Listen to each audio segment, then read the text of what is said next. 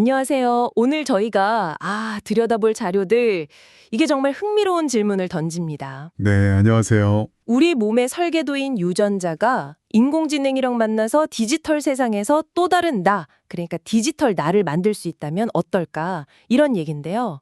네. 이민섭 작가가 호모 혼드레드에서 다뤘던 그런 관점과도 좀 맞닿아 있는 것 같아요. 맞아요. 유전자랑 기술, 특히 AI가 만나서 우리 존재 자체를 어떻게 바꿀지 그 가능성을 한번 깊이 파헤쳐보죠. 좋습니다. 자, 그럼 바로 한번 들어가 볼까요? 인간 유전체요. 그 30억 상 염기 서열.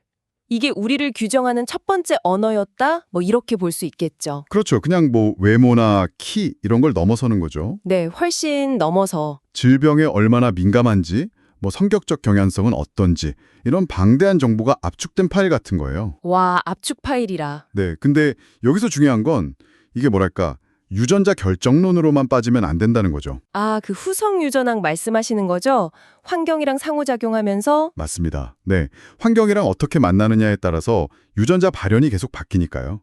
이게 어떻게 보면 정보가 해석되는 첫 단계라고 할 수 있어요. 바로 그 지점.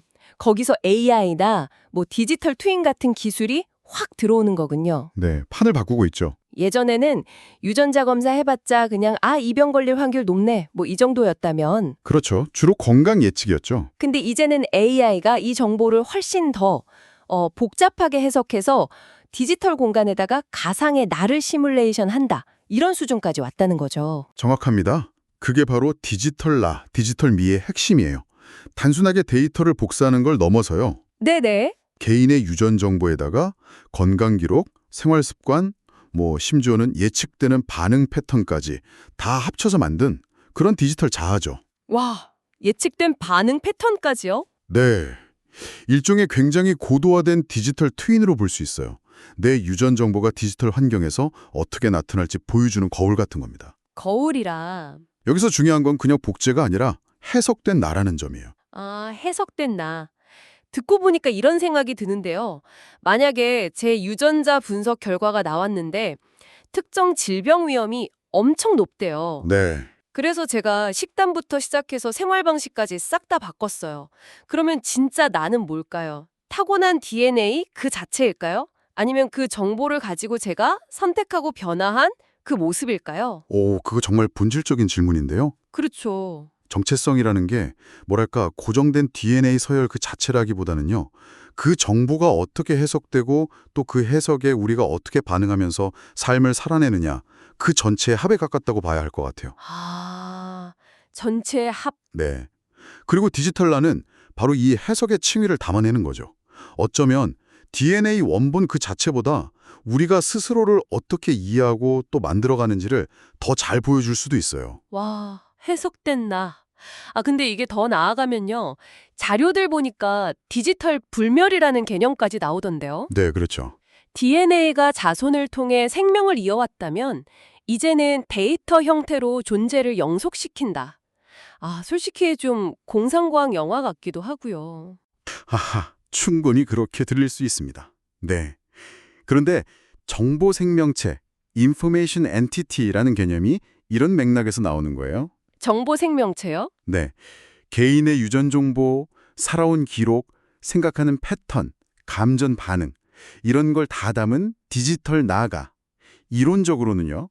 우리 육체가 사라진 후에도 디지털 공간에 남아서 존재를 이어갈 수 있다. 이런 가능성을 말하는 거죠. 생명의 정의 자체가 물질에서 정보로 확장되는 그런 패러다임의 변화를 좀 보여주는 겁니다. 생각해보면 근데 저희 이미 사진이나 동영상, SNS 기록 같은 걸로 디지털 흔적 남기고 있잖아요.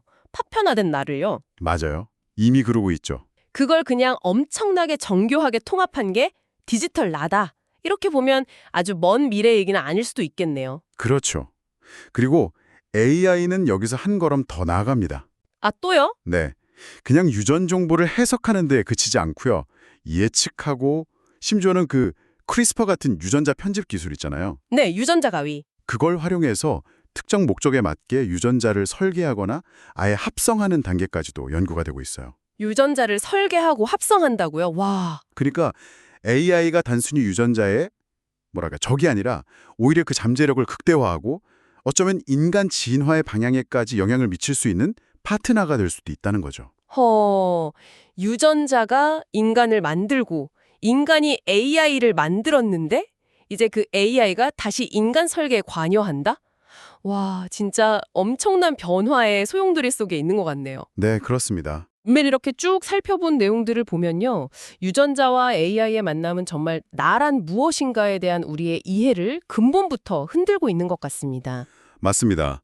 유전자는 분명 시작점이었지만 이제 기술은 그 유산을 바탕으로 해서 완전히 새로운 차원의 자아, 즉 디지털 나를 만들어내고 있는 거죠. 네. 앞으로 우리는 어쩌면 육체적인 자아와 정보적인 자아가 함께 존재하는 시대에 적응해야 할지도 몰라요.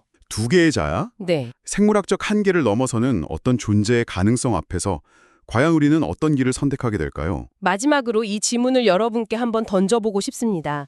만약 당신의 유전 정보는 물론이고 기억, 성격, 감정 반응 패턴까지 모든 것이 완벽하게 복제된 디지털 트윈이 존재한다면요.